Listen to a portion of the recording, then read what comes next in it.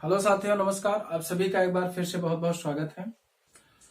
दोस्तों, आखिरकार यूपी सरकार ने पिछले 5 सालों से लंबित, बहुप्रतीक्षित और सनसनीखेज भर्ती को आखिरकार लॉन्च कर ही दिया। जिस लेखपाल भर्ती का हम लोग इंतजार कर रहे थे वो आखिरकार आ गई है। जितने भी पेट क्वालिफाई हैं वो सब इसका आवेदन कर सकते हैं। दोस्तों, इसमें जो चारों पोर्शन है, जैसे कि जीएस हो गया, मैथ हो गया, उसके बाद हिंदी हो गया और ग्रामीण परिवेश हो गया, इसमें चारों पोर्शन में 25-25 क्वेश्चन आएंगे, जिसमें कि कुल 100 क्वेश्चन रहेंगे। तो इसकी हम एक टेस्ट सीरीज चलाएंगे जिसमें कि 500 क्वेश्चन रहेंगे सभी पोर्शन का। और ये हमारा प्रयास रहेगा कि इस 500 क्वेश्चन में आपको लगभग क्वेश्चन इन 500 में से आपको मिल जाए।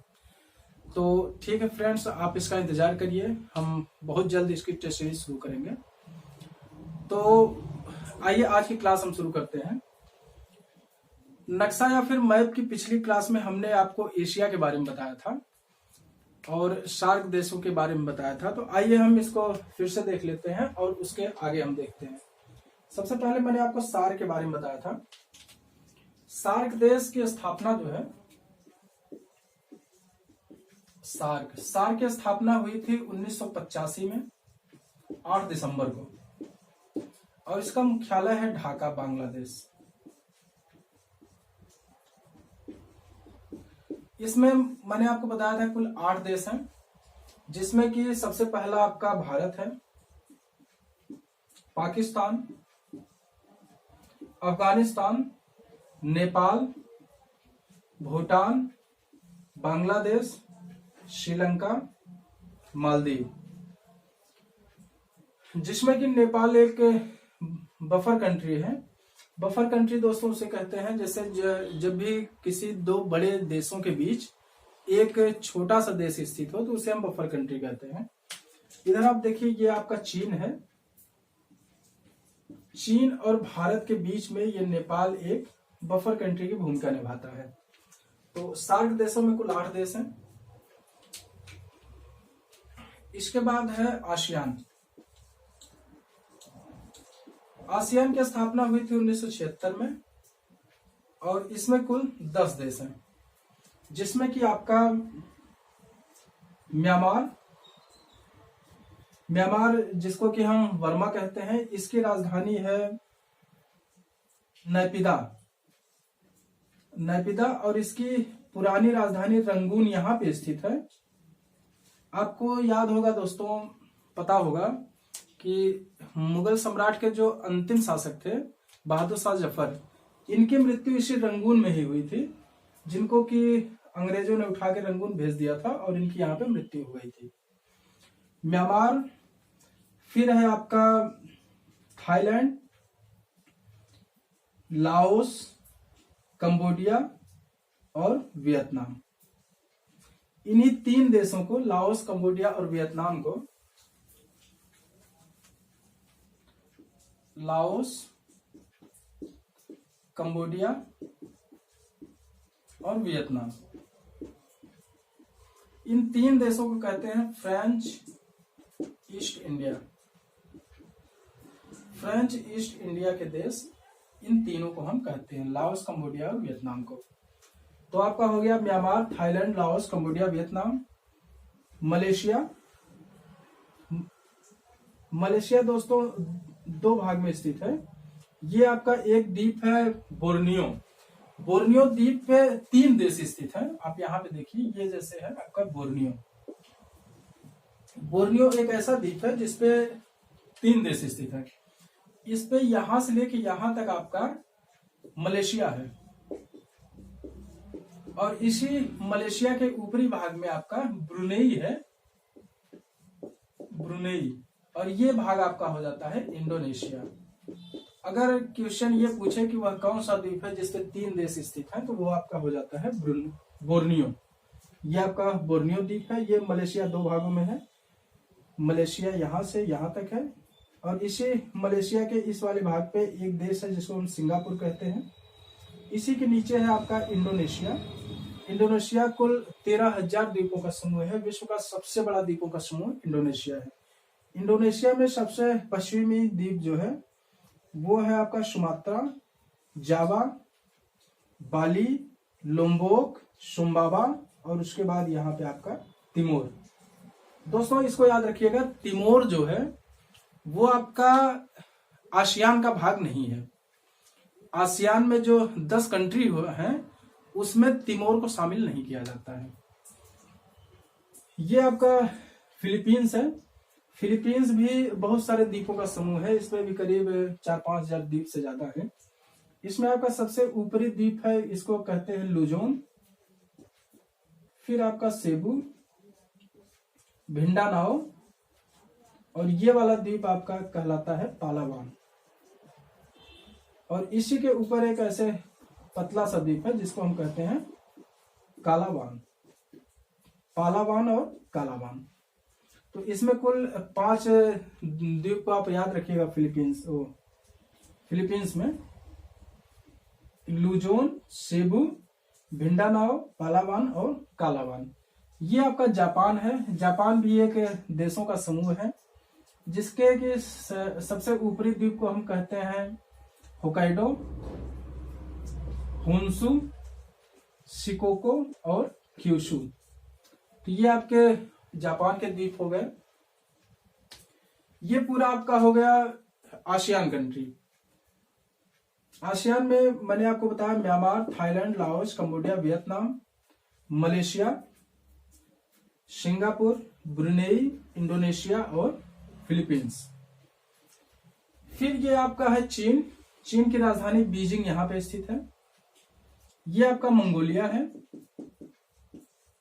आप अपने मैप में देखते जाइएगा ताकि आपको अच्छे से समझ में आए। चीन और रूस के बीच में देखिएगा मंगोलिया है। मंगोलिया की राजधानी उलान बटोर है। दोस्त ये मंगोलिया जो है वो सबसे बड़ा लैंडलॉक कंट्री है और एक आपके आसियान में भी लैंडलॉक कंट्री है। ये आपका लाओस। लाओस एक लैंडलॉक कंट्री है। मंगोलिया हो गया। ये आपका रूस है।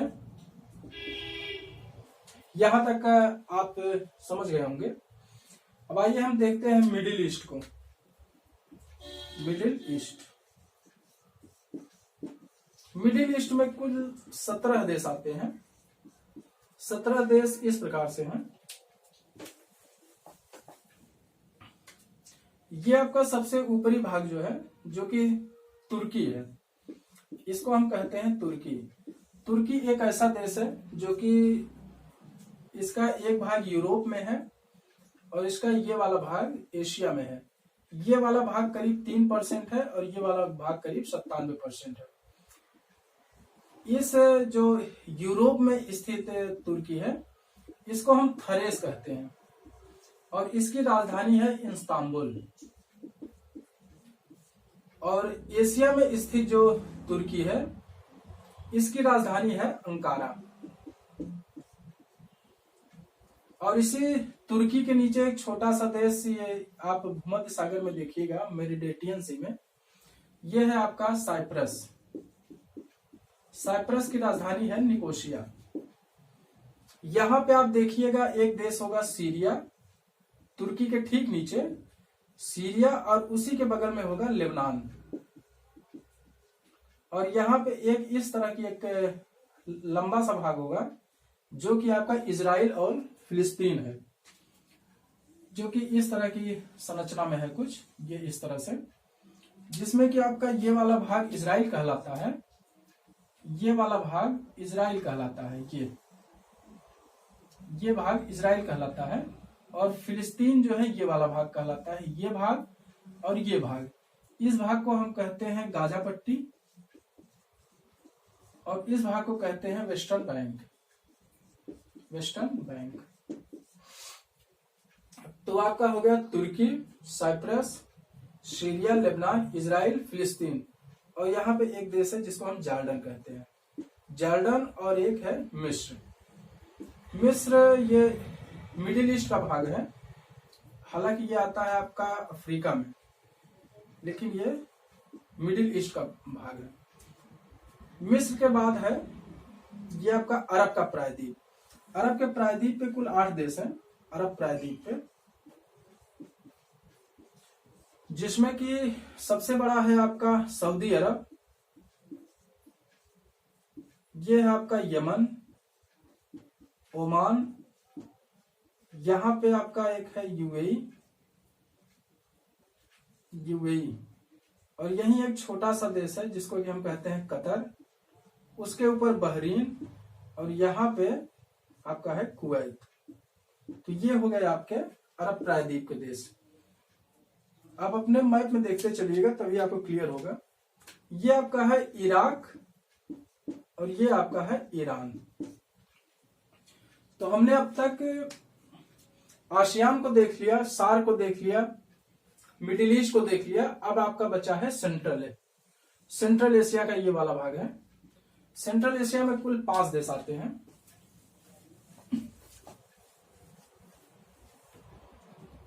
सेंट्रल एशिया, इसमें कुल 5 देश हैं, जिसमें कि आपका सबसे पहला है कजाकिस्तान, जिसकी राजधानी है अस्थाना। सेंट्रल एशिया की राजधानी हमेशा पूछता है एग्जाम में, आप इसको याद रखिएगा। कजाकिस्तान, इसकी राजधानी है अस्थाना। उसके बाद है किर्गिस्तान, जिसकी राजधानी है बिश्केक। उसके बाद है ताजिकिस्तान,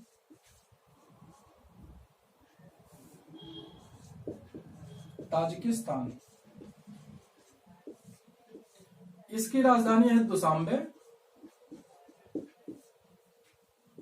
तुर्कमेनिस्तान, इसकी राजधानी है असगाबाद। और फिर आपका है उज्बेकिस्तान, इसकी राजधानी है ताशकंद।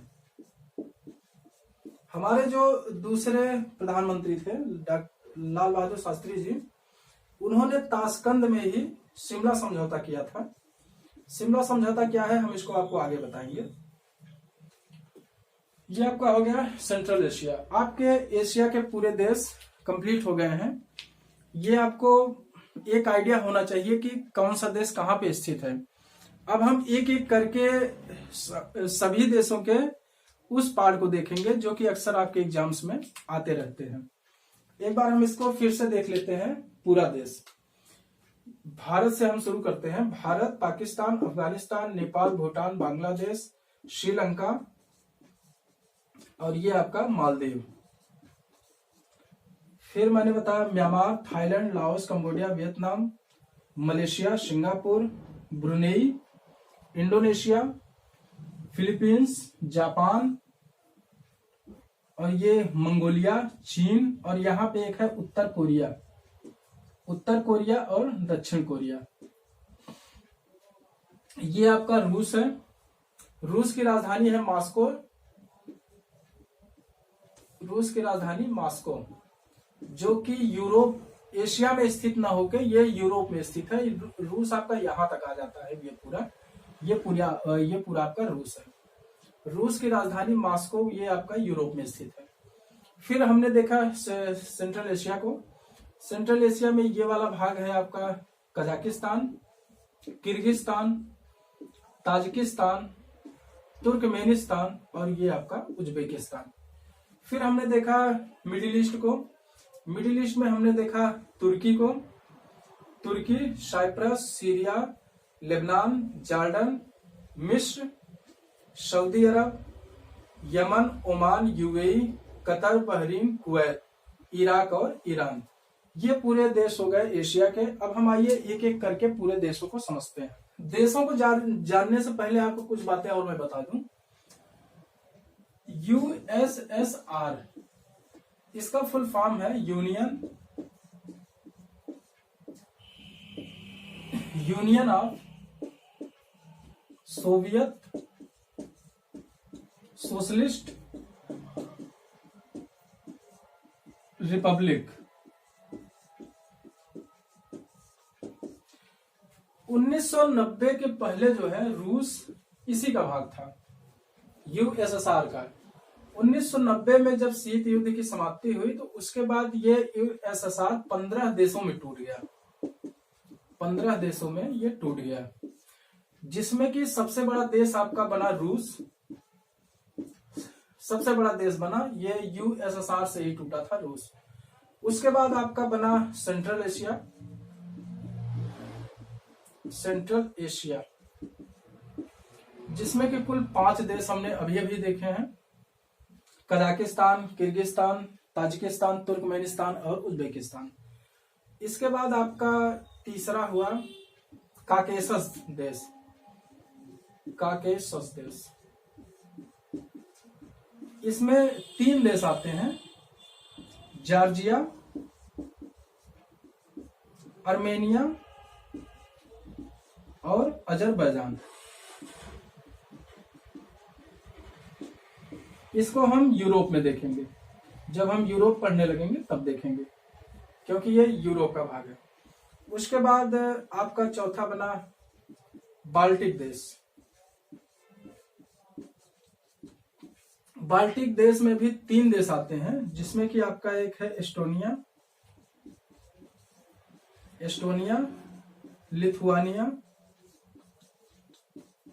लिथुआनिया और लाटविया।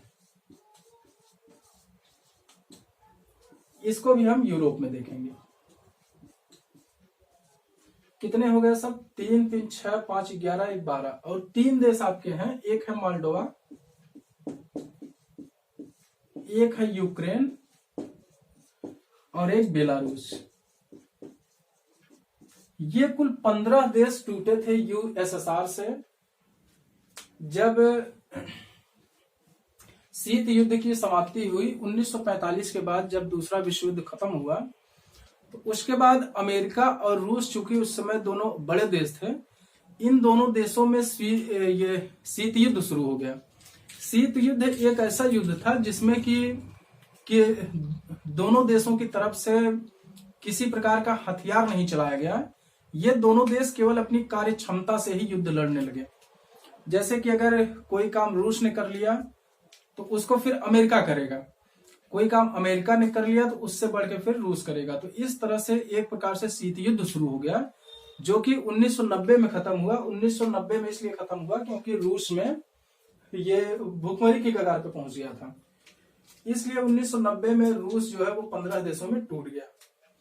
अब हम आइए देखते हैं एक एक करके एशिया के सारे देशों को, जो कि आपके एग्जाम्स में आते रहते हैं। फ्रेंड्स, ये जो मैं बता रहा हूं, ये जितना इम्पोर्टेंट आपका स्टेट पीसीएस के लिए है, उतना ही इम्पोर्टेंट आपका रेलवे के लिए है, बैंक के लिए है, या फिर आपकी जो वैकेंसी आई है लेखपाल के लिए है।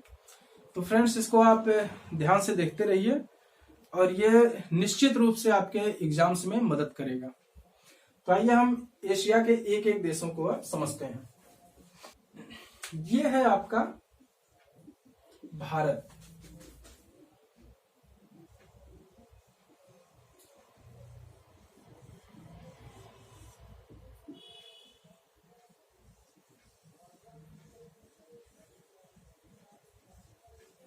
ये आपका हो गया इंडिया।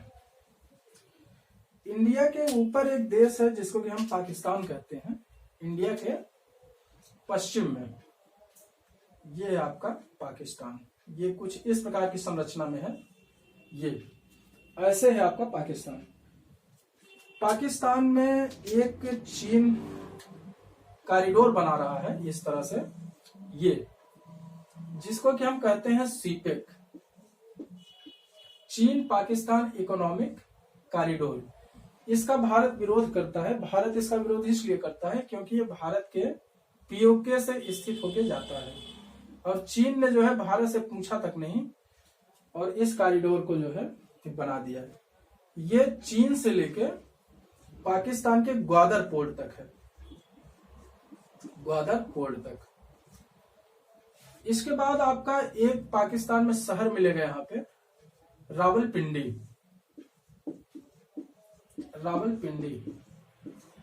इसी शहर में आपका प्राचीन काल में एक विश्वविद्यालय था जिसको कि हम तक्षशिला विश्वविद्यालय कहते हैं। तक्षशिला विश्वविद्यालय इसी रावलपिंडी में स्थित है।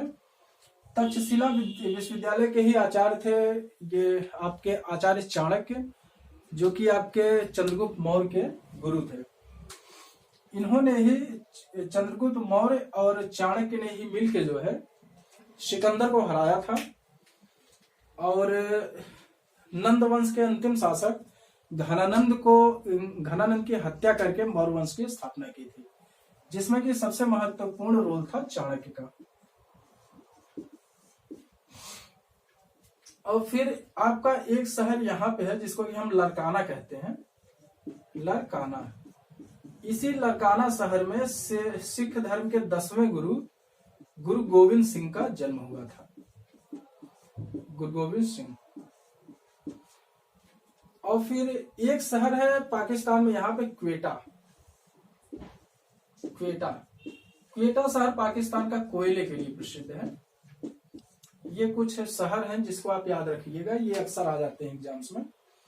इसके बाद पाकिस्तान में कुछ पर्वत श्रेणियां हैं जो कभी मिलान के लिए दे देता है कि ये पर्वत श्रेणी कहाँ पे स्थित है। तो आइए हम देखते हैं।